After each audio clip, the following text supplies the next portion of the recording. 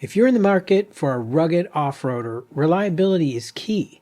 The last thing you want to do is deal with safety recalls that take your vehicle off the road, or worse, put you in danger.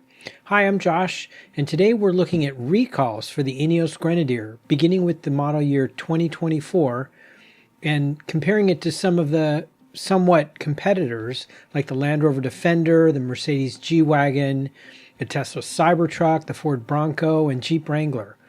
Note that I wasn't able to get information on the Toyota Land Cruiser or Lexus GX, but these others should allow you to get a little perspective on just how good the Grenadier actually is. Hint, that's a spoiler alert. We'll also break down the different types of recalls and what it means when a complaint is under investigation and whether a vehicle actually needs urgent repairs. Stick around because some of these recalls and these popular off-roaders might actually surprise you. So first, a little bit about recalls. In the US, we have the National Highway Traffic Safety Administration, or NHTSA as it's sometimes called. The National Highway Traffic Safety Administration oversees vehicle safety in the US. They track consumer complaints, investigate potential defects, and can force manufacturers to issue recalls. Manufacturers also issue voluntary recalls before NHTSA steps in, quite frequently. Now, there's a safety recall and a voluntary recall. What's the difference? Well, a safety recall is legally required. It's issued for defects that increase the risk of a crash, injury, or fire. Whereas a voluntary recall is normally manufacturer initiated, and they fix issues before it becomes a major problem, but isn't necessarily a safety risk. What does under investigation mean? Well, NHTSA collects reports from owners experiencing the same issue, and if enough data suggests a widespread defect, they launch a formal investigation. If a safety risk is confirmed, the NHTSA can force a recall. Otherwise, the case is closed with no further action. And you can actually check for recalls on any vehicle in the US using a VIN number and visiting NHTSA.gov. I'll go ahead and leave a link in the description. All you do is put in the VIN and it will look up that particular model and year. And if you want to look at a different year, go to a used car site and just grab a VIN that's on an advertisement for that model year, and you can just drop it in and find something. So let's talk about INEOS Grenadier recalls. The INEOS Grenadier has only had a small number of recalls since its 2023 debut. Unlike some competitors, none of the recalls involve fire hazards or major safety defects. We can go to the NHTSA website and we see two recalls. The first one is the non-locking steering rod ball joint nuts installed. Loose or missing nuts can result in steering rod ball joint disconnecting from the steering knuckle, causing loss of steering and increasing the risk of a crash. What this was they installed the wrong kind of non-locking nuts, and it affected 61 vehicles. As you see right here, it actually lists the number of vehicles that are infected, and the dealer actually can look up by your VIN number if you're involved in the recall. Now, this recall actually occurred towards the end of 23, right into 2024. And I got my INEOS, my Grenadier, in June, and this recall had already been announced by then. So if your car was pre that date, it might have been issued in recall and you would have received a notice, because they actually, when there's a formal recall, they actually mail something to you, and your dealer has also got it on a list so that when it comes in, it's automatically taken care of. But that was the first recall. The second recall was the relay control wire may short circuit. And what this was that some of the Grenadiers that had the towing package had a wire that when a certain part was screwed down, the wire might have gotten crimped underneath the bolt, and it could wear down the lining and cause a spark and perhaps a fire. So again, it was affected 700, this says 727, the other document I have says 706. And they basically reroute the wire and replace the wire, and that was the end of that. So those are the two current recalls for 2024 Grenadiers. Now, there were a couple of earlier recalls that didn't even make it into the US, The first one was a hood latch recall, where the hood latch system could fail, causing the hood to open up at high speeds, and they made an update to the latch. And then the other one was a brake hose inspection, because a small number of Grenadiers had incorrectly routed brake hoses, potentially leading to brake fluid leaks. So again, those were early days, and they didn't even impact the Grenadiers coming to the US. But when we go to look at some of the other competitors, first one we go to is Land Rover. Everybody knows Land Rovers don't necessarily have the best reputation for quality, but do they have a lot of recalls? Well, I looked up the Land Rover Defender specifically, and two of these are actually relatively serious. And you may have heard of the rear view camera, but basically on certain cars, and it affected 28,370 cars, the rear view camera sometimes wouldn't engage and come on, and so people couldn't see to back up. And that could be dangerous because they can't see what they may be backing over or running into. So that caused a recall in January of just this year. And then raised air intake may detach, and then engine compartment fire from oil leak. Sounds a little serious. Affected 2,013 units, and it had to do with the filter housing.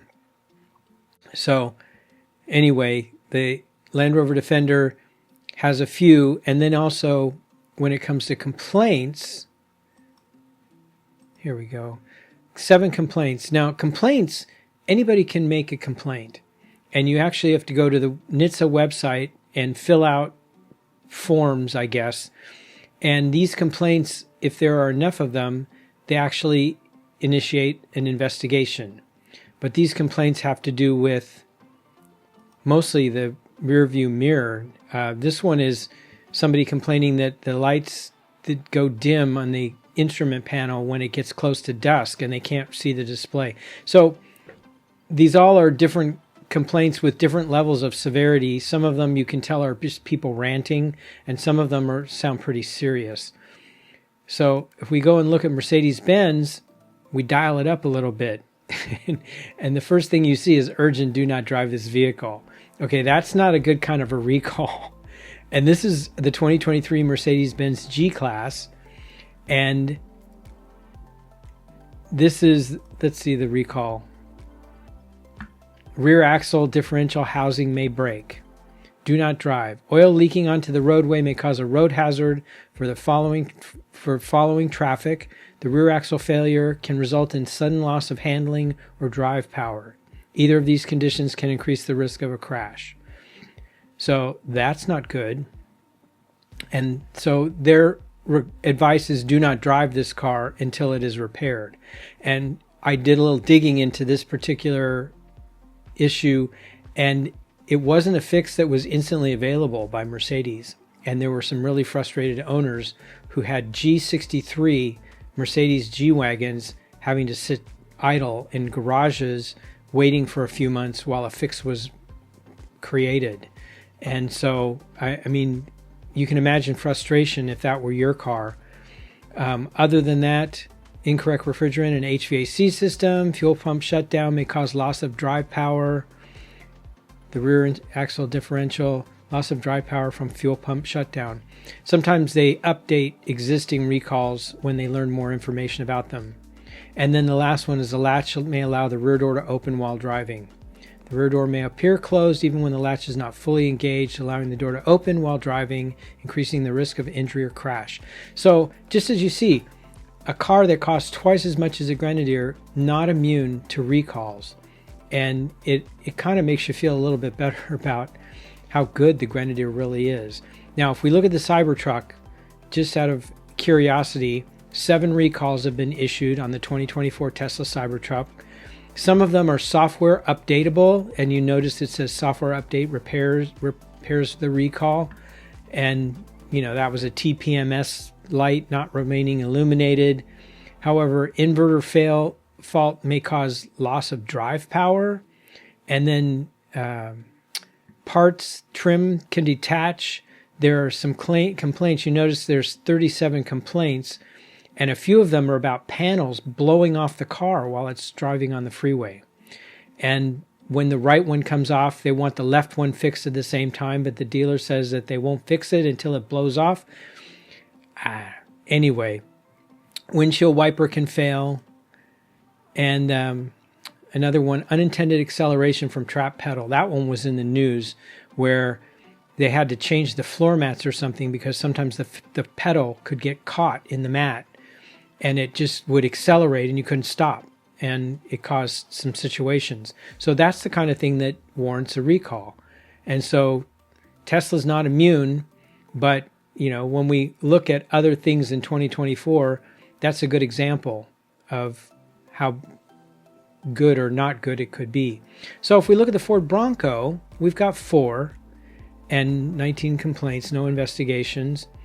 Rear shock absorber reservoir may detach, increasing the risk of a crash. Loss of steering from front control arm separation. Doesn't sound good. Child safety lock malfunction. Rear glass panels may detach.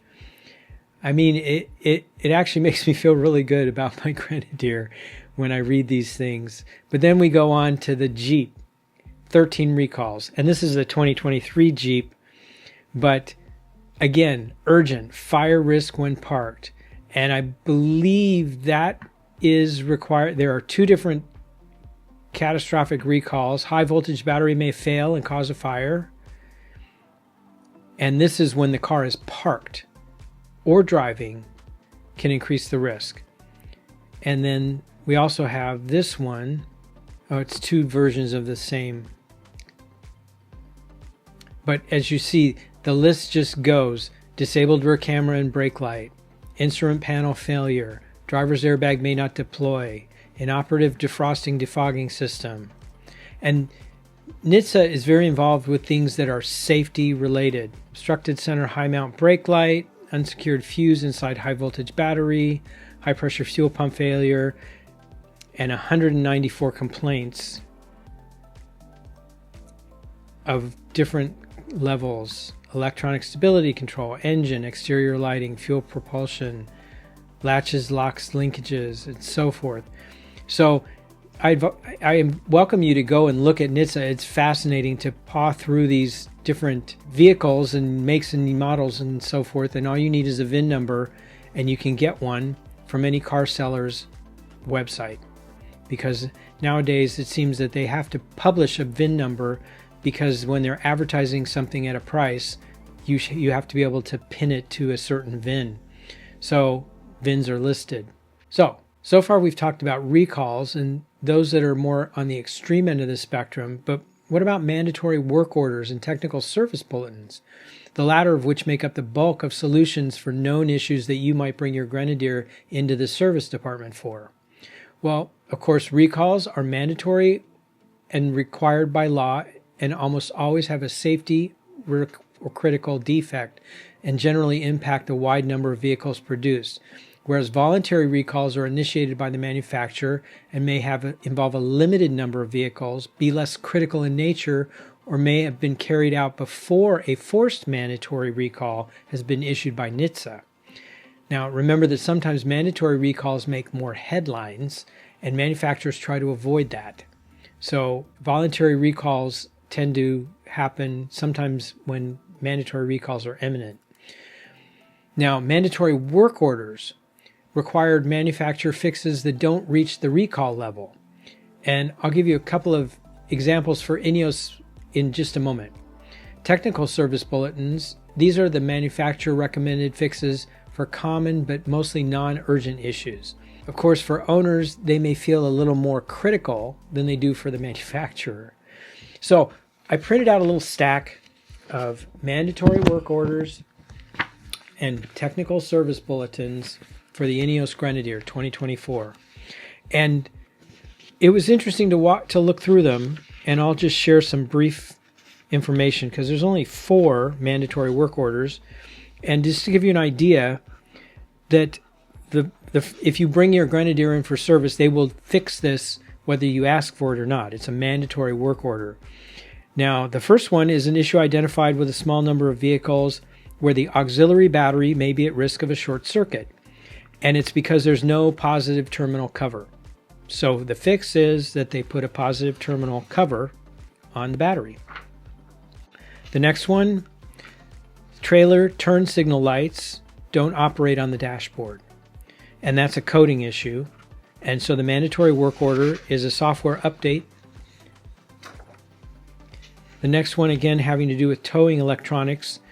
The affected vehicles require correction to previous software that enables the towing electronics functionality.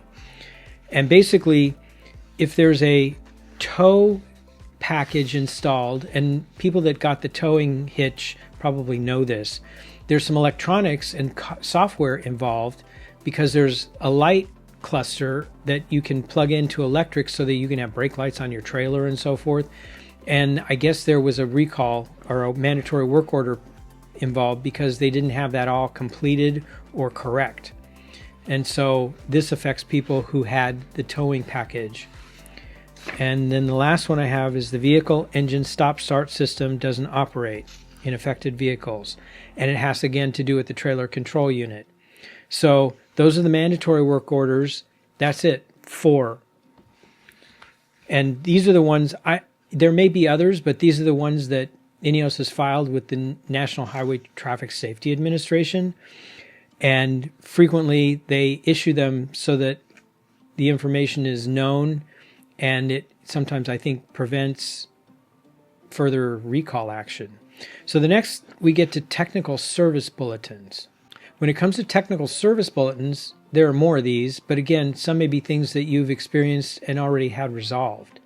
So the first one I have is for model 2024.1 vehicles, which is probably the very first part of the year production.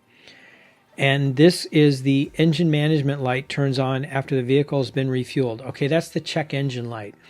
And some of you that had early 2024 Grenadiers, when you'd put gas in the car, the check engine light would come on and stay on.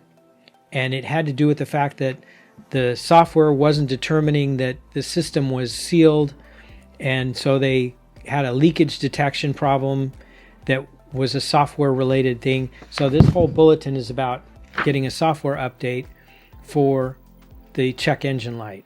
And if you have that problem, mention it to your dealer and they'll resolve it for you. They'll investigate it and resolve it. The next technical service bulletin is door buttons may fail to release when depressed. According to this service bulletin, there's a little gasket that on some cars wasn't present, and on some cars it was present, but it wasn't properly positioned. Fine.